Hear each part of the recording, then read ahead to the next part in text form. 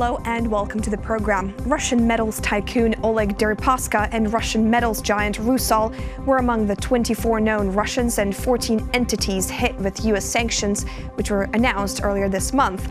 Rusal produces about 6% of the world's aluminum. On April 23rd, the US Treasury softened its position against Rusal, saying sanctions relief would be provided if Oleg Deripaska surrendered his control of the company. To discuss the Rusal case, we're joined by Max Hess, political risk analyst with the AKE International consultancy firm. He joins us via Skype from London. Hi. Welcome to the program, Max. Hi, thank you for having me. Yeah, so just to start things off, what kind of message do you think the softening of US sanctions against Rusal sent to Moscow?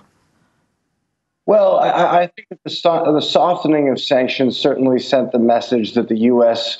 perhaps wasn't looking to fully cripple international trade involving Russia. However, I still think the overall message, and if you look at the other individuals targeted as well, was very clear that some of the most prominent Russian businessmen are no longer welcome in the U.S. financial system, including others who've had major dealings, such as Suleiman Karimov, who's once a major investor in Western banks. And I don't think that overall message has changed. I see some say the move by the US Treasury, the latest move, basically where the US Treasury threw a lifeline to Rusal, defeats the whole purpose. Michael Carpenter, the senior director at the Penn Biden Center, he had a very interesting point. He said, he tweeted, "What's the point of sanctioning individuals if you don't sanction the companies they own?" Would you say that's a fair point? I certainly see Michael's point, and I would agree with him. But what I would say about the change in the sanctions on the 23rd is that even if Deripaska does manage to sell the company very quickly, which I don't think is likely and would only be arranged through the Kremlin in a way that would probably not justify lifting sanctions.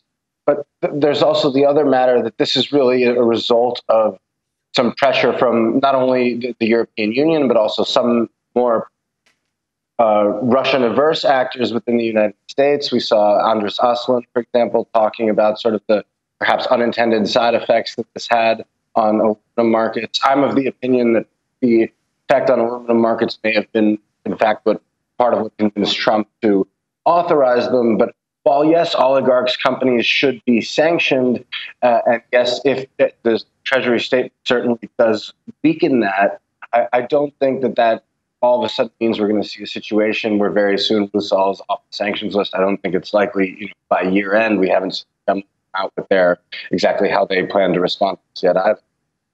I see. Now, what do you think is the real price of Deripaska's exit? How important is Rusal actually to the Kremlin? Well, Rusal is very significant. The price of Deripaska's exit is also one that's not only in terms of how much do they pay him and in rubles or in currency that he can access abroad or what have you, but also of the U.S. Treasury quite clearly infringing on what the Kremlin sees as its own rights within Russia. Ever since sort of 2003, 2005, a series of other nationalizations, the Kremlin has been very adamant about saying the distribution of spoils within Russia is our responsibility, and we will oversee how those are handed out. If you're a friend of the Kremlin, then you have a chance to earn money, like Deripaska, who originally became wealthy in the 90s, but then blossomed under the Putin era. But now we've seen the U.S. Treasury sanctions sort of come in and say, okay, well, ruling by the Office of Foreign Assets Control out of the United States is a huge impact on who can control what in Russia. That sort of changes the political economy within the elite, and I believe that's part of the reason why we haven't seen a clear Kremlin reaction yet, as sort of internal factions deal with how to respond to that. I see. Now, we've also seen a lot of uncertainty in the market, especially with aluminum prices. What other repercussions can we expect after the U.S. Treasury basically threw a lifeline to Rusal?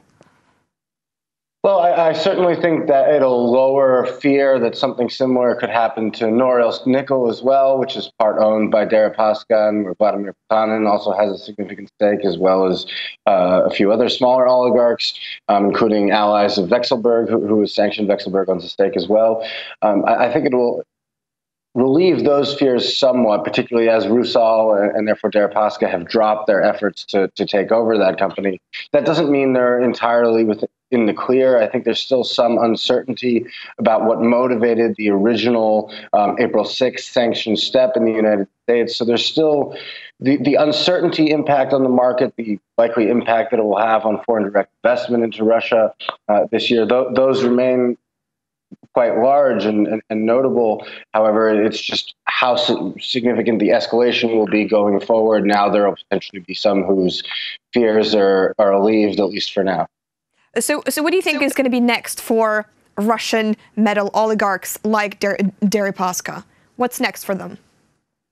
Well, I don't know if the next rounds of sanctions will specifically go after Russian oligarchs just because they're in the metals industry. Obviously, there are a number of other prominent oligarchs who are very politically active in Russia as well as abroad, individuals such as Alisher Usmanov, Roman Abramovich, who are heavy players in the metal and politicals world, but aren't necessarily the next round of sanctions targets. It's certainly a possibility. Where I would be looking for more movement on sanctions action is around measures such as perhaps restricting those on the sectoral sanctions in the United States, perhaps further restricting their abilities, tightening the ability for Russian state entities to tap international financing. That's where I'm looking for sort of the most immediate next. Well, that's where we'll look to, I guess. Thanks so much for joining us today. Thank you. That we were joined by Max Hess, political risk analyst with the AKE International consultancy firm. He joined us from London. You're watching UATV.